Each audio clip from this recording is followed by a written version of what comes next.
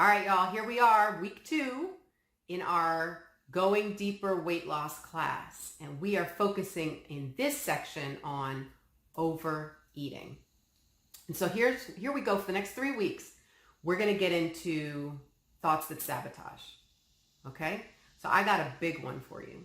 We're going to start out at the top. Listen, if you haven't already, subscribe, thumbs up, so you don't miss anything and so you can help other people find this work, okay? I want to make sure that you get each one of these videos and start making the progress that you want to make, okay? So let's start off with the big thought that sometimes we're not even conscious of them, but let me give it to you. You ready? I deserve it. That's it. I deserve it. What is it? I deserve to have a piece of cake. I deserve to have a piece of bread. I deserve to eat what everybody else is eating for dinner. You know what? I was good. I was good today. I waited all day. I did my intermittent fasting. I waited my 16-hour window, and I deserve to eat what I want now because I waited. I waited all this time, and it's time now for me to eat. So I'm going to eat what I want to eat because I've been good. And that, it's funny because that really goes back to our ingrained thinking as a child where we were rewarded for good behavior. Now, I'm not saying you shouldn't reward your kids, but we get into this tricky, slippery slope with food as a reward for good behavior.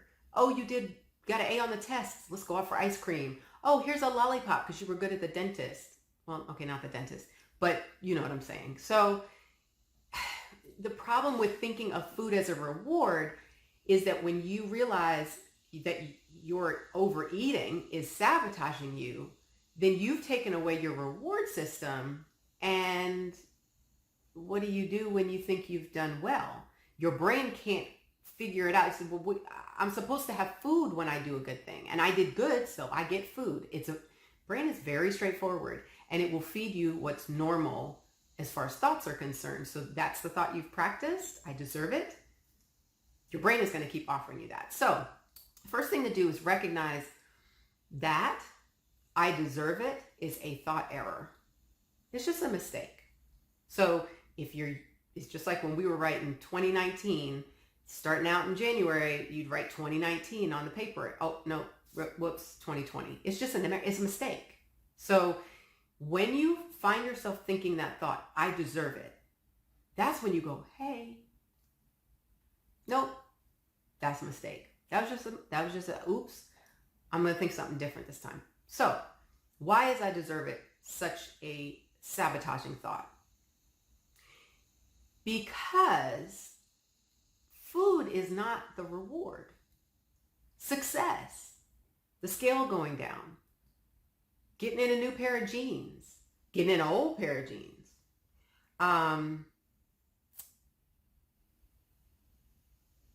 going to be able to go in the store and shop in the regular size, not being in the women's section. Those are rewards, but they're not rewards just in and of themselves. They're rewards for the work that you put in. There's something you built, you made happen, and then you get a reward from that. It might just be the feeling, I did it. I did it. And you've built a connection, a relationship with you. That's a reward. But food is not the reward. And here's why you know it's not the reward. Because the consequence that comes later from the overeating undoes your reward. Your reward is that long. As long as it takes for you to chew it up and swallow it, there's your reward and it's gone. That doesn't last. And it's absolutely gone when you get on the scale and you realize, I just undid what I was trying to do. So the I deserve it is a trap. And I don't want you to fall into it. You're going to fall into it until you practice your way out of it. But just know, if you think that thought, I deserve it, it doesn't serve you. Okay? It's a thought that you want to question. Why do I think I deserve it? This is good journaling work. Why do I deserve it? What do I want? What do I really deserve? Okay? The other thing is, people have said, I get started eating and I can't stop. And I think that the reason why that is because there's a part of you that doesn't want to stop. I don't even know that it's conscious, but it comes from those thoughts like, I deserve it, I should have, I want to do what my friend does.